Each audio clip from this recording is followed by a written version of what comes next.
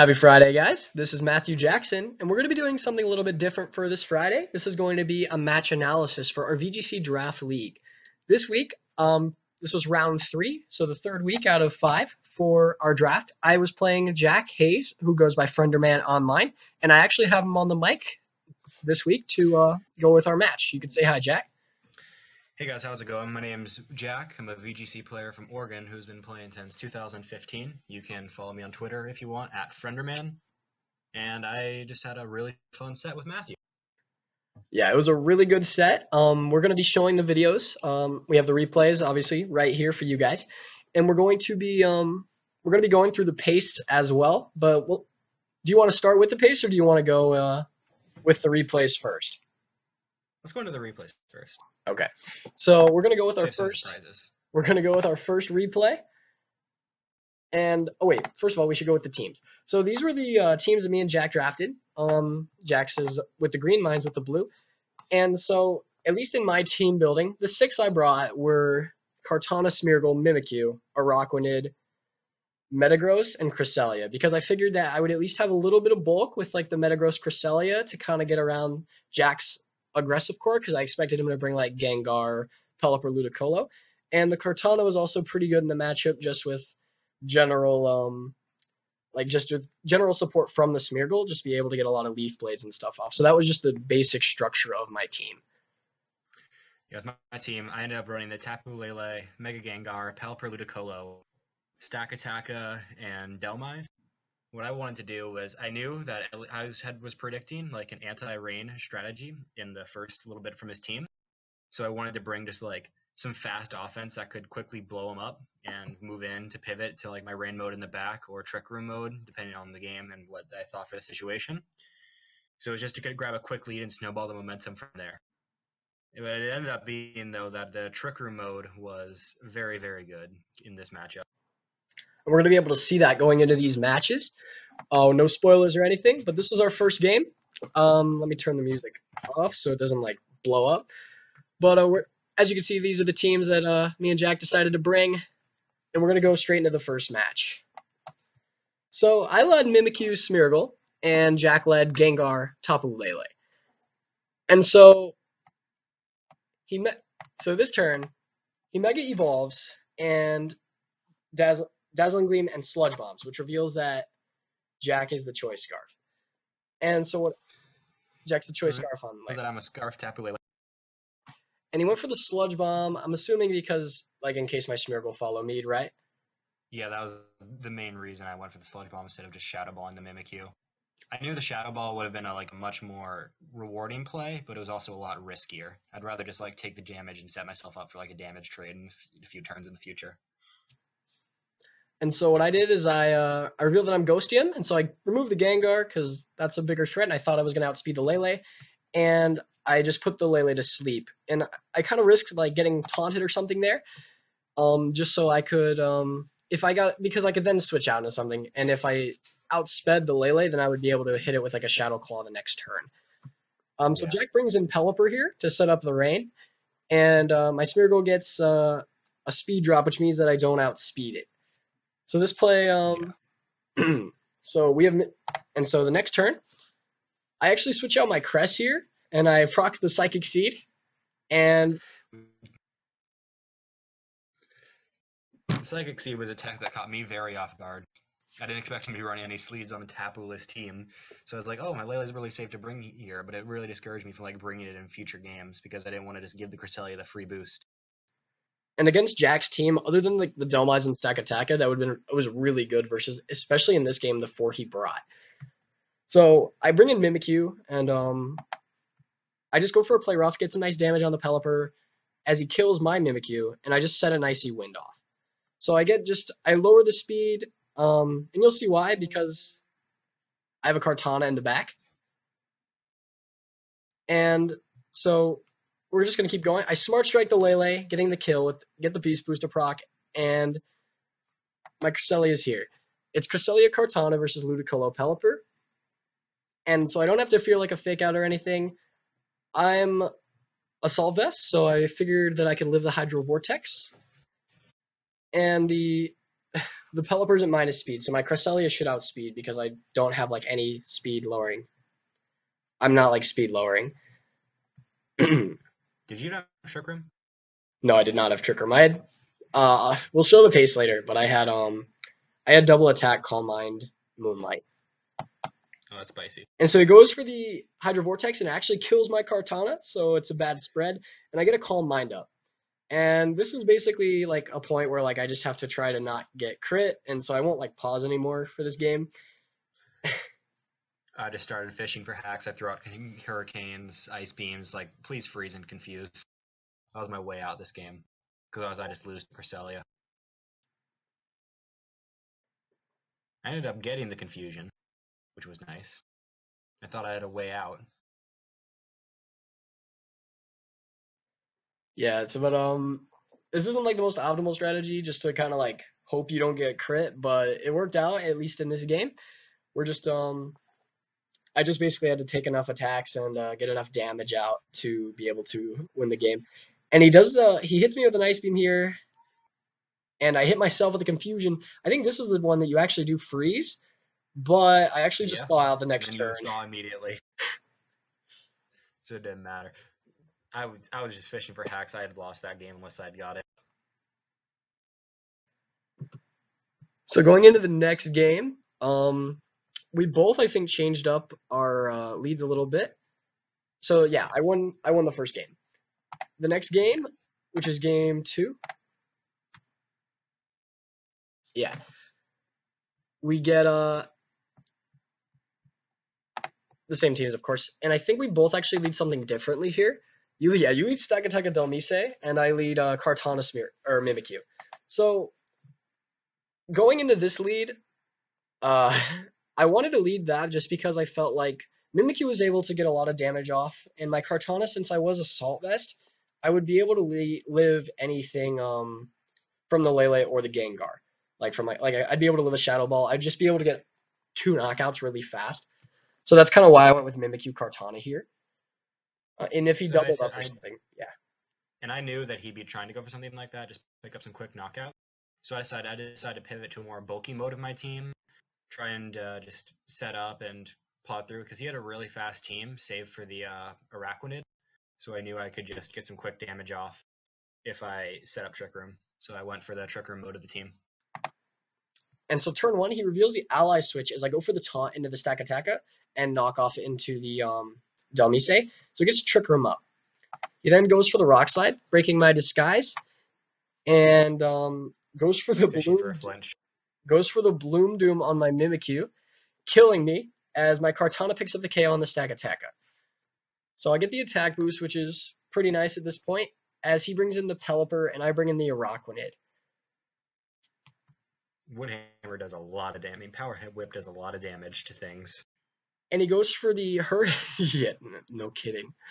And he goes for the Hurricane onto my Kartana, which I think crit. I'm not sure like really if it mattered, but I do get just a liquidation off, which reveals that I'm a really fast Araquanid. And Jack just cleanly picks up the kills this game. He gets the Scald off and just a lot of damage, and I don't have enough to recover. I opted to not bring Crest this game just because I thought he would bring the Delmise, because Delmise does a lot of damage to Cresselia. Even though Shadow Claw's only 70 base power, it's got a huge 130 attack stat, so it's going to do a lot of damage to anything it touches. And so now it's 1-1 in the series, and we get to go to the game 3. Keep in mind that these sets are suboptimal just because you're playing to win. They're not like suboptimal, but they're playing to win one best of 3 sets. So obviously there's going to be a lot of techs in there. Yeah, we're trying to counter team each other. And so since we have a general idea about what Jack's I have a general idea about what Jack's going to bring, I'm like, I'm gonna throw this tech move on and stuff. And so we hop into game 3, and I don't want that. Music's off. And he leads Pelipper Ludicolo against my Smeargle and Kartana. And so I have Smeargle, Kartana, and I decided to switch Smeargle out just so I could cover a fake out play. My Kartana, I'm AV, and I do live the Hydro Vortex most of the time. So I was hoping that maybe like game one it would offer some security. And he Because actually game one, I got the high roll. I didn't know that you were AV, so I figured there was no way you kept your Kartana in. So I figured I'd double into this Miracle slot because I thought you'd be afraid to lose your Kartana instantly.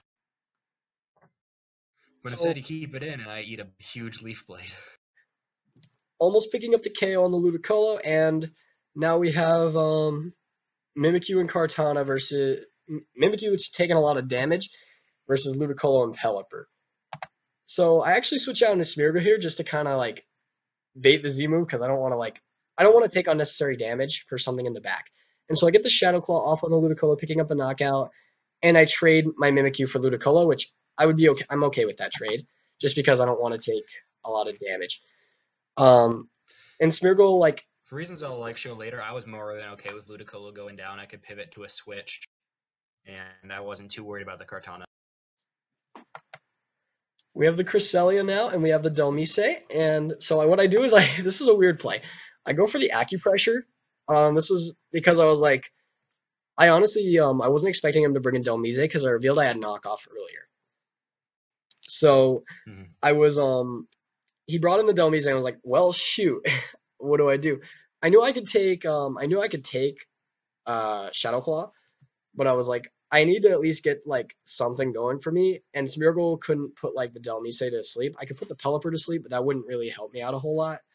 So I just went for the Acupressure to hopefully get like a decent boost because Cresselia can benefit from like anything basically except attack and like accuracy, and anything else it can benefit Yeah. from. So Pelipper gets the Scald off, and Cresselia just gets Calm Mind as Delmise goes for Power Whip. So I'm now at +3 attack and +1 speed. And this is these are just basically a couple filler turns. Like I just try to like spread move him just so he can't like ally switch me. I'm And trying to keep my. I'm trying to let my Pelipper die so I can get the free switch. And when rain goes down. so this turn he brings in Gengar, and so I'm AV, so I can't protect anyway. But I'm thinking I have this game locked up because I am Assault Vest, so I'll live any combination of attacks he has. I'll live the Shadow Ball, and I'm faster than the Delmise, so I can just safely go for like a knockout, a knockoff on the Delmise, and then I can 1v1 the Crest. So what I do is I go for knockoff on Delmise, and I Moonlight this turn. And so what happens is the Gengar goes for Hidden Power Fire and just one-shots me. And so I go for Moonlight, and Shadow Claw does too much. And so it just did way too much damage. And so I couldn't win the game from that point. What I should have done, in retrospect, is I should have just went for the Psychic the turn before, and then the Psychic on the Gengar. But I wasn't sure, and I definitely didn't assume Hidden Power Fire. So Jack did win the No, Jack no one won runs that. Jack won the series 2-1 this week, and so our records are 1-1 because Jack is going to do a replay against Pickle Sword for week 1, and I am 2-1 overall in the VGC Draft League. So we'll go into these teams now. So my Araquanid was Choice Scarf. It outsped my Adamant Kartana by 1 point, so I could go for like something like Soak and Leaf Blade. I wasn't expecting the Scarf Lele. I was expecting it to potentially be something bulky and just kind of take advantage of like his modes. So that's kind of what I did with that. My Mimikyu was just a fast Ghostium spread, just to kind of like obviously for like Gengar, Lele, Delmise if it ever came to effect. Smeargle, I had Spore, Instruct, Follow Me. Instruct is just a move I really like. It comes into play a lot, especially with things like Kartana, because you can get like a double Sacred Sword, for example. And I didn't really need Fake Out because he had Psychic Terrain, so I just slapped Acupressure because I thought that was neat. Cresselia was the Psychic Seed, with Calm Mind, Moonlight, Psychic, Icy Wind, which proved to be really effective in Game 1. And the Metagross was Zen Headbutt, Iron Head, Explosion, Protect, so I could kind of have a little bit of pressure with like Mimikyu with like the ghost things. And so this is Jack's team. You can go in explaining your thought process, Jack, if you want. Basically, I knew I wanted to bring rain against you because it had fairly solid methods. I figured you might try and bring the sun mode, so I just wanted a way to deal with that. I thought about just bringing Pelipper, but then I realized Ludicolo with like Waterium could just like blow up a lot of things on your team. So that's why I decided to bring that. Tapu Lele, I went for the choice scarf, mostly because I was afraid of your Landorus, so I went for Tapu Lele to outspeed your Scarf Landorus because I knew you like running that. If you check the fourth move on that Tapu Lele, it's Hidden Power Ice, especially for that Lander. Wait, this one says Thunderbolt, dude. Oh shit! Oh, it was HP Ice. I just had the different paste that I sent to River like an hour ago, but when I had it in game, it was HP Ice. Oh, okay. It was Psychic, Moonblast, Dazzling Gleam, HP Ice.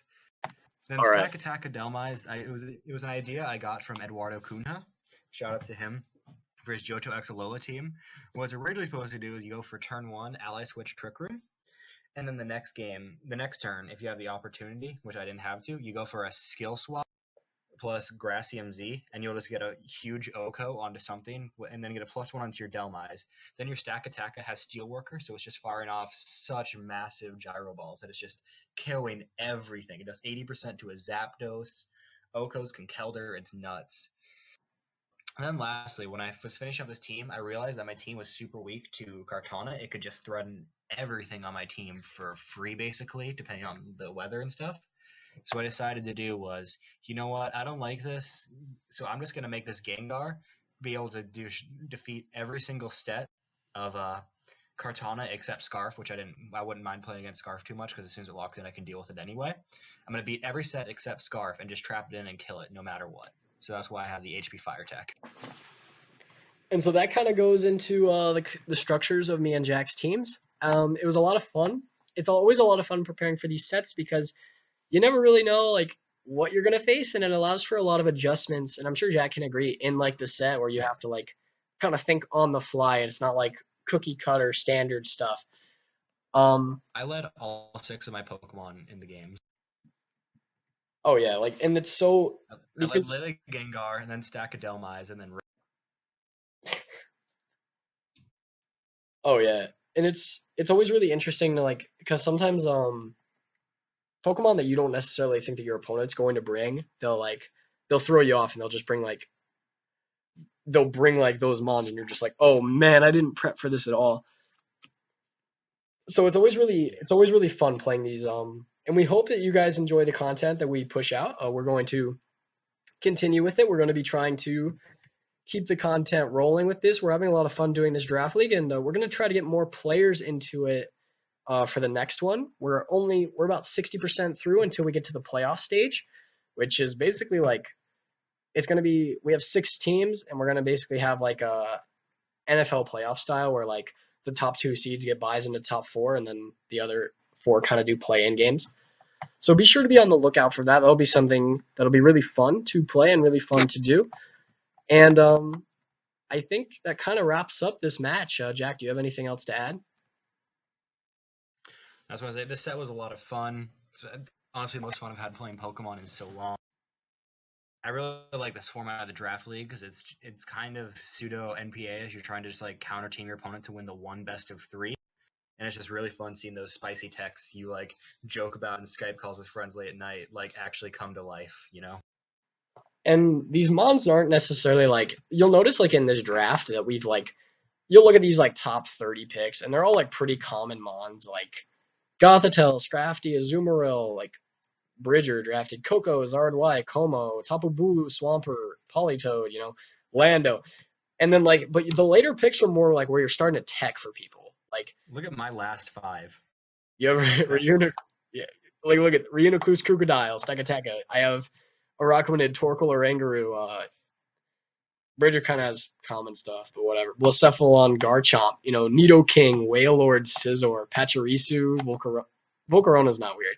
But like these it's definitely just like it's a different type of format and it's a lot of fun to build for just because I remember week 1 when Tyler showcased the video, I ran like Drain Punch Mimikyu just to like counter his Mega Tyranitar. And it'd be stuff that you would never run at like an actual tournament, but it's just you're winning one best of 3 set. So it's always really fun to see where these new strategies come out and just it's a lot of fun.